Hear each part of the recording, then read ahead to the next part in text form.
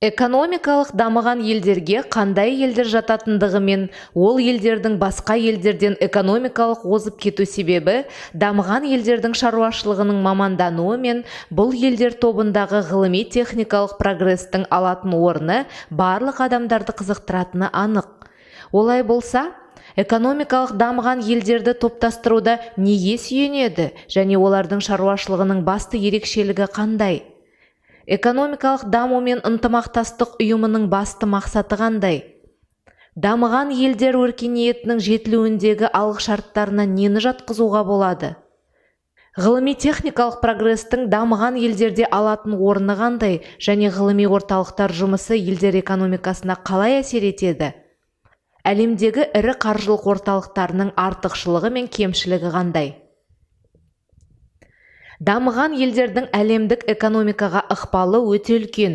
Олар әлемдік экономиканың жай-күйін, даму бағыттары мен өзгеру сипатын анықтап береді. Дамыған елдерде әлемдік жиынтық өнімінің 4-3 бөлігі өндіріледі. Әлемдік жиынтық өнім дамыған елдерде 75%, басқа елдерде 25%. Бұл елдер ресурстардың басым бөлігін пайдаланады. Дамыған елдерде жылына 50 миллион дана автокөлік шығарылады.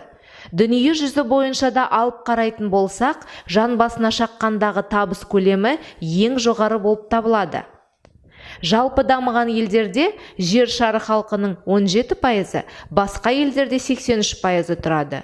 Соған қарамастан, бұл елдің тұрғындары қазіргі дүниенің экономикалық және ғылыми-техникалық әлеуетінің негізгі бөлігін қалыптастырады. Дамыған елдерді әлеуметтік экономикалық көрсеткіштері негізінде төмендегідей топтарға жіктейді. Жоғары дамыған елдер, үлкен жетілік елдері, ақш, Канада, Жапония, Герман Федеративтік Республикасы, Франция, Ұлыбритания, Италия. Батыс Еуропаның шағын капиталистік елдері, құрамына Австрия, Дания, Швейцария, Бельгия, Норвегия, Испания, Исландия, Португалия, Швеция, Грекия, Нидерланды елдері кіреді. Қоныс аударушы капитализмі елдері: Канада, Австралия одағы, Жаңа Зеландия, Оңтүстік Африка Республикасы, Израиль. Азиядағы жаңа индустриялы елдер: Корея Республикасы, Сингапур, шартты түрде Қытайдың бөліктері деп есептелетін Сяньган мен Тайвань. Дамыған елдердің басты ерекшелігі: жоғары дамыған елдер. Аса ірі 500 ұлтаралық бірлестіктің 400-ден астамы. Әлемдегі ең ірі Нью-Йорк қор биржасының капиталы 26,5 триллион долларды құрайды. Ірі қаржы орталықтары: Нью-Йорк, Токио, Лондон, Торонто, Франкфурт, Милан орналасқан. Халықаралық туризм орталықтары. Батыс Европаның шағын капиталистік елдері әлемдік экономикада елеулі орын алады. Барлық елдердің айрықша маманданған салаларының болуы, халықаралық географиялық еңбек бөлінісінің жоғары болуы, халықаралық ұйымдардың штаб пәтерлері осы елдерде орналасуы. Азиядағы жаңа индустриялы елдер. Экономикалық көрсеткіштері мен әлемдегі орны дамыған елдер ұғымына сәйкес. Халықаралық қаржы ұйымдары Сингапур мен Кореяны дамыған елдер қатарына жатқызады. Әлемдік банк табыс деңгейі жоғары елдер, Біріккен ұлттар ұйымы адам даму индексі өте жоғары елдер деп атайды. Батыс елдерінен айырмашылығы барлық салада мемлекеттің жетекші рөл атқаруы. Қоныс аударған капитализм елдері тарихи дамудың барлық сатысынан өтпегендігі, экономикалық құрылымында әлемдік экономика алпауыттары жетекші рөл атқарады. Салыстырмалы түрде алғанда тау-кен өнеркәсібінің үлесі жоғары, экспортында ауыл шаруашылығы мен шикізат өнімдері басым. Дамыған елдер нарық пен халықаралық еңбек бөлінісінде жетекші рөл атқарады. Барлық халықаралық ұйымдар нарықтық экономикасы дамыған елдер қатарына 40 шақты елді жатқызады. Олардың 35-і әлемдік тауар өндірісі мен қызметтің 60% тиесілі болатын экономикалық даму және ынтымақтастық ұйымына мүше болып табылады.